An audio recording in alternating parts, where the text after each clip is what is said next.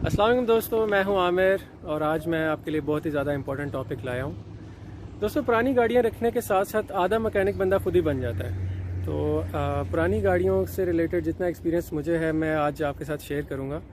Video को and तक देखिएगा और काइंडली चैनल को सब्सक्राइब भी कर लें। आज का टॉपिक जो है वो पुरानी गाड़ियों की मेंटेनेंस के हवाले से है।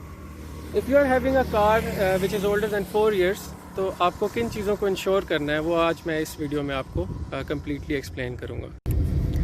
दोस्तों, गाड़ी को किसी भी मसले से बचाने के लिए जो मेंटेनेंस रिक्वायर्ड होती है उसको कहते हैं प्रिवेंटिव मेंटेनेंस, और वो बहुत ज़रूरी है। वो किस लिए ज़रूरी है कि अगर आप फैमिली के साथ अपनी गाड़ी को, आपके पास पुरानी गाड़ी है और आपने फैमिली के साथ वही यूज़ करनी है, तो खुदा न खास्ता आपको रोड के किनारे पे खड़ा होना पड़ सकता है। उससे बचने के लिए आपने क्या क्या चीज़ें करनी चाहिए, क्या क्या चीज़ें आपकी रेगुलर मेंटेनेंस में इन्वॉल्व होती हैं, including everything related to older cars. तो वो क्या क्या चीज़ें आपने उनको इंश्योर कर लेना है। जी दोस्तों, ऑयल चेक की तरफ चलते हैं। ये नॉब आप देख सकते हैं, ये ऑयल चेकिंग के लिए होती है। आपने इसको एक्सट्रैक्ट करना है और सबसे पहले जो ये लेवल आएगा इससे आपको एग्जैक्टली गैस नहीं होगा, इसलिए आपको इसको एक दफ़ा साफ़ करना है। इसको जब आप क्लीन करेंगे इसको दोबारा आप इंसर्ट करेंगे और अब जो लेवल आएगा वो आपका एग्जैक्ट लेवल होगा जिसको आप चेक कर सकते हैं।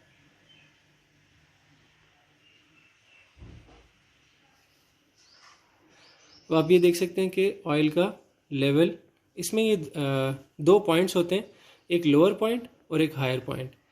ऑयल जो यहाँ पे आपको नज़र आ रहा होगा वो हायर पॉइंट के ऊपर है, इसको यहाँ से कम नहीं होना चाहिए। और ये आपने नोट कर लेना कि इसको, ये अगर कम भी पुरानी गाड़ियों में होता है तो तकरीबन 10 से 20% यहाँ तक आ जाए तो ठीक है, इससे कम नहीं होना चाहिए। और इसको आप हमेशा अपने पास स्पेयर ऑयल रखें और जैसे ही आपको कम महसूस हो, हर 5-6 दिन 7 दिन बाद आप चेक करें ऑयल को। पानी को रेगुलरली चेक करें और ऑयल को आप हर 6-7 दिन बाद ज़रूर चेक करें। और अगर ये कम लगे तो आप इसको अपने पास स्पेयर ऑयल रखें, उसको कंप्लीट रखें।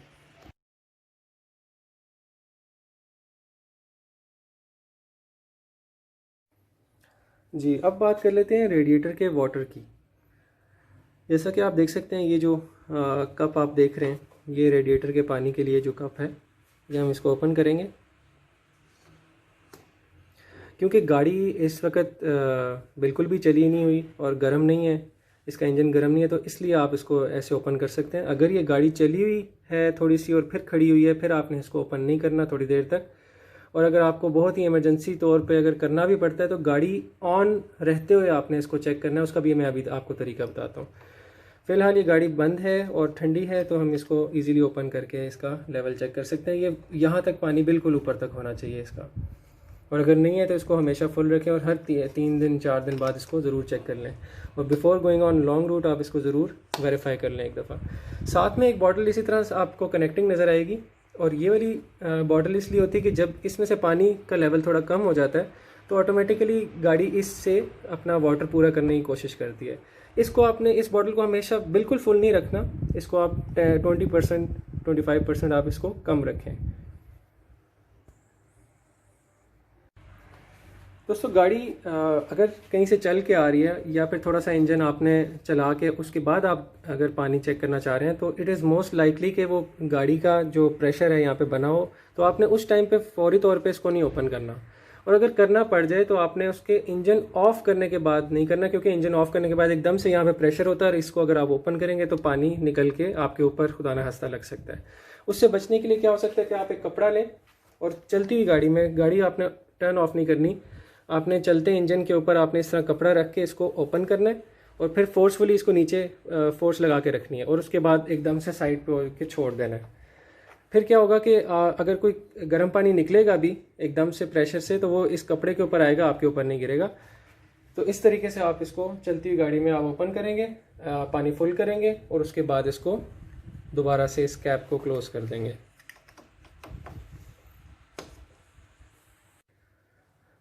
तो दोस्तों, अगर ये पाइप, इनमें से कोई भी जो रेडिएटर के पाइप्स होते हैं, इनमें से कोई भी अगर वीक हालत में है या कहीं से इसका जोड़ उतरने वाला है या आपको लगे कि ये क्रैक हो रहा है या कुछ भी ऐसा आपको फील हो, तो इसमें हैज़र्ड क्या हो सकता है। चलती गाड़ी में अब अगर आप लॉन्ग रूट पे या किसी भी जगह चल रहे हैं तो ये चलते चलते एकदम से अगर इसमें कोई लीकेज पैदा हो गई तो वो फटने का भी खतरा है। अगर फट जाए तो बिल्कुल ही कम्प्लीटली जो है वो गाड़ी में से पानी निकल जाएगा और आप गाड़ी चलाने के काबिल नहीं रहेंगे।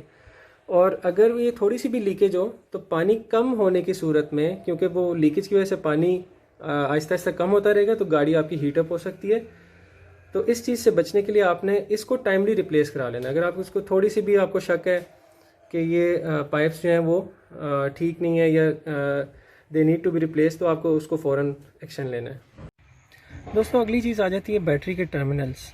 बैटरी के टर्मिनल ज़रा से भी लूज़ नहीं होने चाहिए और इधर कोई भी रस्ट या कोई भी कार्बन नहीं जमा होनी चाहिए। जिस तरह कि आप देख सकते हैं कि मैं इन दोनों को हिला के भी चेक कर लेता हूँ, बिल्कुल नहीं हिल रहे और कोई ऐसी रस्ट या कोई कार्बन नहीं जमी हुई। और इसी के साथ आप बैटरी के पानी को भी चेक करेंगे।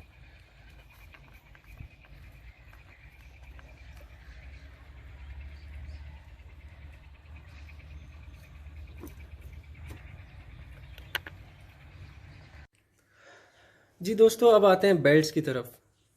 अब आपको मैं फोकस करके दिखाता हूँ कि इंजन के साइड के ऊपर आपको इंजन के साइड पे इस तरह की बेल्ट्स नज़र आएंगी। इनमें से एक बेल्ट होती है जो पावर स्टीयरिंग और एसी के लिए जो पावर दे रही होती है, और दूसरी बेल्ट जो है वो आपको जनरेटर की बेल्ट नज़र आएगी जो कि आपकी बैटरी को चार्ज कर रही होती है। When your car is running तो वो उसको बैटरी को चार्ज कर रही होती है। तो इन दोनों में से कोई भी बेल्ट, पहले बात कर लेते हैं जनरेटर की बेल्ट की। अगर जनरेटर की बेल्ट कमज़ोर हो और वो टूटने वाली हो तो इट इज़ मोस्ट लाइकली कि आप चला रहे हो और आपके रास्ते में और वो बेल्ट टूट जाए। वो बेल्ट टूटेगी तो क्या होगा, आपकी बैटरी चार्ज होना बंद हो जाएगी और थोड़ी देर बाद गाड़ी रुक जाएगी बिल्कुल। और ना उसकी, अगर रात में ड्राइव करें तो कोई भी चीज़ जो बैटरी से चलती है, फॉर एग्जांपल हेडलाइट्स हैं, वो भी बंद हो जाएंगे और इंजन भी बंद हो जाएगा। सेकंड जो बेल्ट है, जो दूसरी बेल्ट है वो है पावर स्टीयरिंग और एसी की। अगर वो टूट जाए तो एकदम से आपका जो पावर स्टीयरिंग है, अगर ये मैकेनिकल पावर स्टीयरिंग है, इलेक्ट्रॉनिक नहीं है, तो वो पावर स्टीयरिंग एकदम से सख्त हो जाएगा और आप उसको चलती हुई गाड़ी में बहुत मुश्किल से हिला पाएंगे और गाड़ी को साइड पे कर सकेंगे। और उसके बाद आपको वो रिप्लेस करनी पड़ेगी, जो कि बहुत बड़ा एक टास्क होता है और वो उसके लिए काफ़ी रुकना पड़ जाता है। तो इन दोनों बेल्ट्स को आपने देख लेना है और इसको, अगर ये आपको कमज़ोर लगती हैं तो आपने फौरी तौर पे इनको रिप्लेस करना है। और किसी अच्छी, हमेशा ये जो बेल्ट्स होनी चाहिए ये बहुत अच्छी क्वालिटी की आपने डालनी है। इस पे क्वालिटी। दोस्तों अगर आपके टायर्स 40,000 किलोमीटर से ज़्यादा चले हुए हैं या फिर 4 साल से ज़्यादा पुराने हैं तो आपको उनको फौरी तौर पे रिप्लेस करना है। यहाँ पे आप देख सकते हैं किसी एक जगह पे टायर के इस तरह से एक रीडिंग लिखी होती है। ये जिस तरह यहाँ पे 2718, 27 का मतलब है 27th वीक और 18 का मतलब है 2018। तो the last two digits represent the year of manufacturing और 27 रिप्रेजेंट कर रहा है वीक। सो ये चीज़ आपने इम्पोर्टेंट देख लेनी है कि अगर आपके टायर के ऊपर ये 4 साल से पुरानी डेट है तो उसको फौरी तौर पर रिप्लेस कर लें। दोस्तों अगली मेजर चीज़ है ब्रेक पैड्स। वो आपको रेगुलर देखने हैं। ये आप देख सकते हैं ब्रेक डिस्क है और ये जो है वो ब्रेक पैड्स हैं।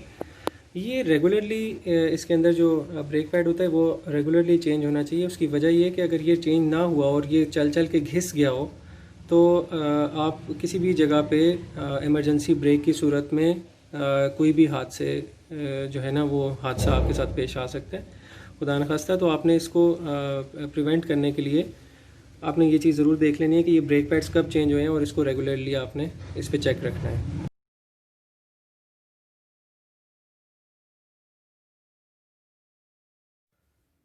दोस्तों यहाँ पे बात कर लेते हैं कुछ इम्पोर्टेंट चेक लाइट्स के हवाले से।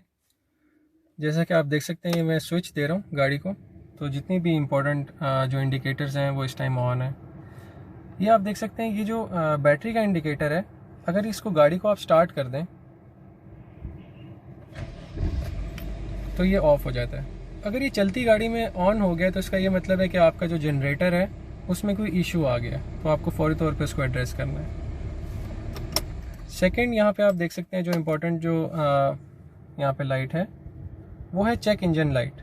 ये अक्सर गाड़ियों में इस तरह से आपको नज़र आएगी और इसका मतलब ये है कि अगर ये लाइट चलती हुई गाड़ी में ब्लिंक करना शुरू हो गई है या ये जल चुकी है तो इसका ये मतलब है कि आपको इंजन में कोई फॉल्ट आ गया है तो वो चेक करना है। वो फॉल्ट किसी भी तरीके का हो सकता है, कोई सेंसर ख़राब हो सकता है, कोई छोटा सेंसर ख़राब हो सकता है, कोई बड़ा इशू हो सकता है। तो इसको एड्रेस करने के लिए आपको फौरी तौर पे EFI रिलेटेड जो कंप्यूटर जो लोगों के पास होता है वो कंप्यूटर से वेरीफाई करते हैं कार को लगा के EFI इंजन्स को, ये उसके पास आपको जाना पड़ेगा, उस मैकेनिक के पास।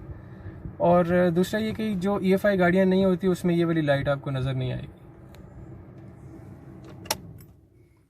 अगली इंपॉर्टेंट लाइट जो है वो ABS की है। जिस तरह कि आपने ये देखा कि ABS की लाइट जली थी और ये गाड़ी चलते हुए अगर ये ABS की लाइट ऑन हो जाए तो उसका ये मतलब है कि आपके ABS में कोई फॉल्ट आ गया है, तो आपको उसको भी फौरी तौर पर एड्रेस करना है। दोस्तों अगली इम्पॉर्टेंट चीज़ है ऑयल्स, जो कि आप ये देख सकते हैं। ये स्टीयरिंग ऑयल है, फिर ट्रांसमिशन ऑयल, ब्रेक ऑयल, ये आपने इस पे बहुत थॉरो चेक रखना है। ये अगर इनमें से कोई भी कम है तो आपने उसको फौरी तौर पे कंप्लीट करना है before going on long route या फैमिली के साथ ट्रैवल करते हुए। इन चीज़ों का ज़रूर ख्याल रखें। जिस तरह से ये पावर स्टीयरिंग ऑयल है, इसको आप ओपन करें, इसमें आप लेवल देखें, ये कम है तो आपने इसको फौरी तौर पर फुल रखना है। और ये ऑयल्स आपके पास स्पेयर ऑयल गाड़ी में ज़रूर पड़े होने चाहिए। ब्रेक ऑयल पे ज़रूर आप फोकस रखें और ट्रांसमिशन ऑयल, इन ऑयल्स को कब कब चेंज होना चाहिए ये मैं आपको स्क्रीन के ऊपर भी दिखा देता हूँ। दोस्तों अगली चीज़ है गियर। अगर आपको गियर शिफ्ट करते हुए किसी किस्म की भी फ्रिक्शन या कोई ऐसा लग रहा हो आपको कि ये गियर जो है वो आहिस्ता आहिस्ता अड़ना शुरू हो गया किसी भी डायरेक्शन में जाते हुए, तो वो इस चीज़ का इंडिकेटर है कि वो जो या तो आपका गियर बॉक्स आहिस्ता आहिस्ता जो है वो ख़राब होने वाला है, या फिर सेकंड चीज़ ये हो सकती है कि जो यहाँ से ना गियर और जो गियर बॉक्स है इंजन वाली साइड पे, उसके दरमियान कनेक्टिंग केबल्स होती हैं जो इस गियर के नीचे से जा रही होती हैं आगे और वो कनेक्टेड होती हैं गियर बॉक्स के साथ। वो केबल्स टाइम के साथ साथ, क्योंकि बार बार आप गियर चेंज करते हैं तो उसका एक ख़ास टाइम होता है, उसके बाद वो एक्सपायर हो जाती हैं, यानी कि वो टूट जाती है या कोई डैमेज हो जाता है। उसमें क्या हो सकता है, कुछ गियर उसमें मेजरली दो होती हैं, एक बैक और 5th गियर वाली वायर होती है और एक होती है जो बाकी 4 गियर्स वाली होती है। तो मेजरली बैक और 5th गियर वाली जो है वो कार की जो केबल होती है वो फेल हो जाती है। तो उस सूरत में आपका बैक गियर और 5th गियर नहीं लगेगा। तो इसको आपने रेगुलरली देखना है कि अगर आपको कोई ऐसा फीलिंग आ रही है कि गियर जो है वो कम्प्लीटली जो है वो स्मूथली नहीं रन कर रहा, तो इसको फौरी तौर पे चेक करवाएं। दोस्तों अब बात कर लेते हैं गोडे की, जिसको हम आम ज़बान में गोडा कहते हैं, और ये बेसिकली जो है वो जॉइंट होता है, एक्सल जॉइंट, जो अक्सर गाड़ियों का थोड़ी सी नेग्लिजेंस की वजह से डैमेज हो जाता है। वो नेग्लिजेंस क्या होती है कि जब आप मोड़ते हुए आपको नॉकिंग की आवाज़ भी आ रही हो, फिर भी आप उसको निगलेक्ट कर दें कि उस सस्पेंशन के काम को आप थोड़ा सा डिले कर दें कि यार मैं थोड़ी देर बाद इसको ठीक करवा लेता हूँ, तो वो बिल्कुल ना करें। इसका ख़ास ख्याल रखें, क्योंकि ये चीज़ जो है आपको before going on a long route with your family या किसी भी हिली एरिया पे भी जाने से पहले आप इस चीज़ को ज़रूर देख लेंगे आपकी गाड़ी में कोई भी सस्पेंशन रिलेटेड काम तो नहीं है, वरना आपको खुदा न खास्ता रास्ते में खड़ा होना पड़ सकता है। दोस्तों अगली चीज़ है रेडिएटर फ़ैन। इसको आप गर्मियों में कोशिश करें कि इसको आप डायरेक्ट रखें, जैसे ही आप इंजन का स्विच ऑन करें तो ये चलना चाहिए। और अगर आप इसको ऑटोमेटिक पे रखेंगे तो उसका नुकसान क्या हो सकता है कि अगर आपकी गाड़ी पुरानी है और आपने इसको ऑटोमेटिक पे रखा हुआ है, तो जो टाइम इंस्टेंस जिसके ऊपर इसको चलना चाहिए वो टाइम होता है जिसमें इंजन को हीटअप होने से पहले वाला टाइम होता है। लेकिन अगर आप वो टाइम थोड़ा सा भी क्रॉस कर जाए और ऑटोमेटिक फ़ैन ऑन हुआ भी हो, तो वो क्या हो सकता है कि आपका इंजन जो है वो हीटअप हो सकता है। इसलिए पुरानी गाड़ियों में ये डायरेक्ट फ़ैन रखा जाता है और इसको जो है वो ऑटोमेटिक नहीं रखा जाता।